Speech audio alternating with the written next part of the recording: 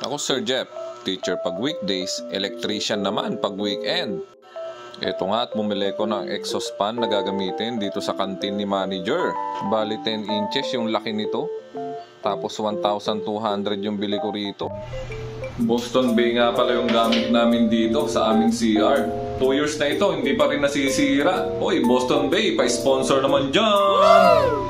Ito, naka-copper coil siya, kaya maganda. Tsaka naka-motor capacitor para safe. And BPS certified. Bali, 35 watts lang siya. Mas mababa ang konsumo niya kumpara sa mga regular na electric fan. Tingnan nyo itong electric fan na stand pan, no? Oops, 80 watts, di ba? Okay, ito yung wire niya, tatlo. Yung isa, yung green ground yun, no? So, try natin kung gagana. Oops, ayun, okay ito. And sinimulan ko nang butasin itong paglalagyan ng ating exhaust fan. And boom, kasyang-kasya, parang sinukat. Tapos ikinabit ko na itong single switch na Omni. 109 naman ang bili ko rito. Ito na yung ating connection. May switch na tayo.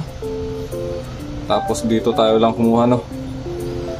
Dapat talaga doon kukuha ng supply. Wala tayong wire. Kaya nag-shortcut na tayo dyan. Wala rin tayong junction box. Hindi tayo nakabili. Kaya ganyan yung nangyari. Pagpasensyahan nyo na po. So the moment of truth kung gagana na. And 3, 2. Ayun na mga sir. Ayos na.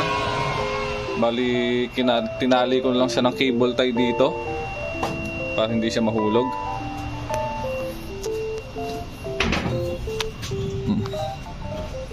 Ito na siya. Bali, automatic open siya. Pag in-open mo siya, try natin naka-off. Yan, pag in-off mo siya, nakasara. Sasara siya usa para hindi pumasok yung mga ibon o kung ano mang pwedeng pumasok. Tapos pag in-on mo, yun. Kagandahan pa nito, yung mga bibili rito, mahahanginan pa. Instant electric fan pa.